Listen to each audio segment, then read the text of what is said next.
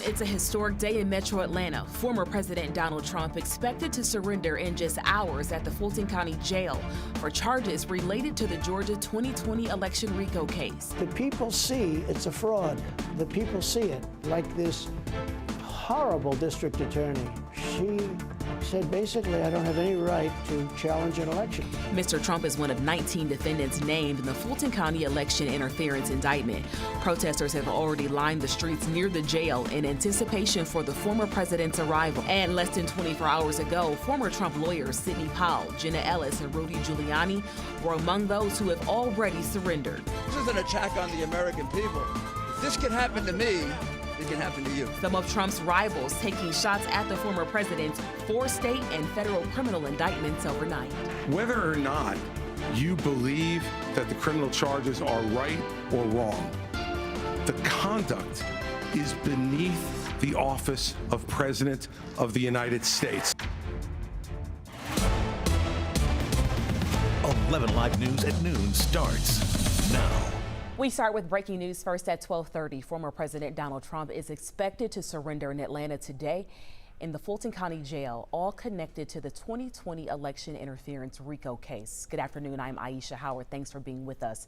First, we're going to send things over to Andrew Wilson to check out the traffic conditions and how this could really impact your afternoon drive as the former president is expected to touch down at Hartsfield-Jackson International Airport. Andrew. Yeah, Aisha, we're really going to be keeping a close eye on the roads as we head throughout this afternoon, as former President Donald Trump is expected to land down towards Hartsfield-Jackson International Airport. Now, of course, the roads around the airport may get a little bit busy around that time. There's also going to be some ramp closures along the route. Of course, the airport is not right next to the Fulton County Jail. It's a long distance between the two, about 14.1 miles. Will take them probably about 20 minutes to get up through there. And the route is going to be along I-85 and then up towards the downtown connector region. And then it could go one of two routes we're thinking. It could either cut over on I-20 up Joseph E. Lowry Boulevard up towards the Fulton County Jail, or they may stay on the downtown connector and then cut over off North Avenue, getting closer on over towards the Fulton County Jail there. I think it's a little more likely that they end up cutting over towards Joseph E. Lowry Boulevard, because I think that the downtown connector, especially when we get into the afternoon time frames, it gets really packed out with people. Either way, I would try to avoid these two areas whenever the former president starts to make landfall this afternoon, because it is likely going to be really slow through there. Another spot where it's going to be really slow is anywhere around the Fulton County Jail. Take a look at some of these surface streets that we're thinking are going to have a big impact. Marietta Boulevard, Jefferson Street, Joseph E. Lowry Boulevard, anywhere Joseph E. Lowry Boulevard north of I-20, I think is going to be really backed up. And then West Marietta Street. Think about any of the neighborhoods or communities around the Fulton County Jail as well. There's already a lot of people out there.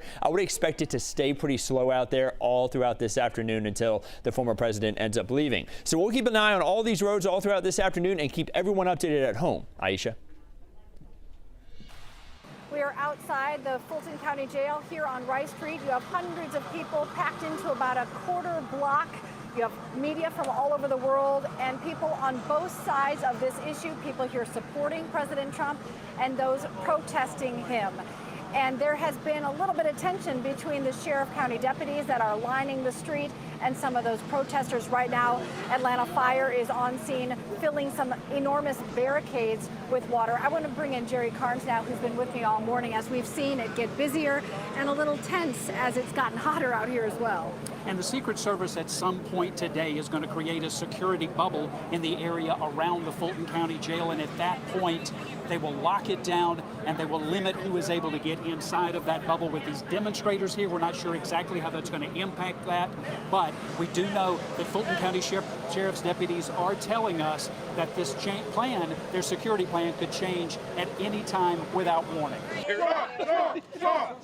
Hours before he's expected to surrender, supporters of Donald Trump gather outside of the Fulton County Jail. Some have come from out of state to protest and lash out at those behind the arrest of the former president. They're arresting people that were president. Show you right. For exclaiming what he knows is right. It's expected that Mr. Trump will spend no more than an hour or two at the Fulton County Jail. That's typical of the defendants who have turned themselves in so far. But there is little beyond that that is typical of this unprecedented moment in Fulton County history.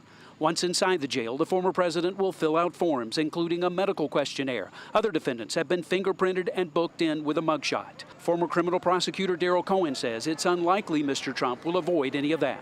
According to the sheriff, is no different than any other defendant, which is of course not true, but he will be fingerprinted and likely will have his photograph taken. Once he's booked and released on a $200,000 bond, the former president will have to follow certain conditions to guarantee his freedom.